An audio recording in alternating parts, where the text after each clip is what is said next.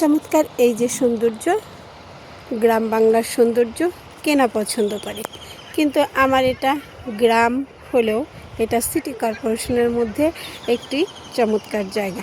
রমজান মাস চলছে, সবাই নিজের পবিত্রতা রক্ষা করবেন এবং সব কিছু হেফাজত করবেন। যেমন হেফাজত বলতে আমি নিজের হেফাজতের কথা বলিনি, আমলের দিক থেকে সবাই চমৎকার চমৎকার আমল করবেন, দেখবেন সব কিছু এই ফলের মতো সুন্দর হয়ে গেছে। আর এই যে টমেটো দেখছেন, এই টমেটোতে রয়েছে অনেক পুষ্টিগুণ। রোজাদার ব্যক্তি যদি ইফতারিতে একটু সালাদ রাখে তাহলে খেতে কিন্তু অনেক ভারী মজা লাগে। আর সুন্দর সুন্দর কাজের সাথে যদি থাকা যায় তাহলে তো এই চিরসবুজ কি সেই শাকসবজির মতো না, তার চেয়েও অনেক সুন্দর হয়ে যাবে তাদের জীবন। রমজান মাসে অনেক কাজ আছে যেগুলো থেকে বিরত থাকতে হয়, যেমন পানাহার থেকে বিরত থাকতে হয় এবং রোজাদার ব্যক্তির সামনে পানাহার করা একেবারেই নিষেধ।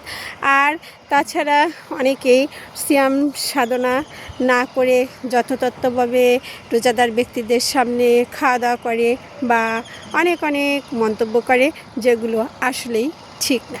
আমরা যে যেখান থেকেই দেখি না কেন, যে কাজই করি না কেন, সুন্দর করে করার চেষ্টা করব এবং আমরা যারা এই প্ল্যাটফর্মে কাজ করছি সবাই সুন্দর সুন্দর কমেন্ট, লাইক, শেয়ার করে সবাই সবার পাশে থাকব।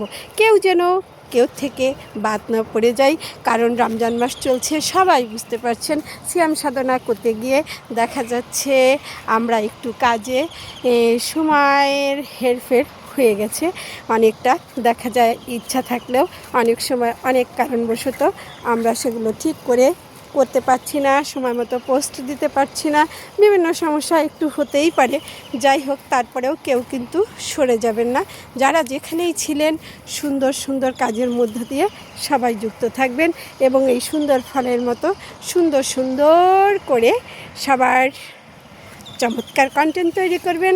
দেখুন তো, এখানে ছিল আমার বেগুন, সেই বড় হয়ে গেছে এবং রমজান মাসে সব কিছুর দাম কিন্তু বেড়ে গেছে। আর কি আর বলবো, রমজান মাস এলেই ব্যবসায়িকরা বিভিন্ন রকমের করে আসলে তারা সাধারণ মানুষকে জানি না কেন কষ্ট দেয়, বুঝি না।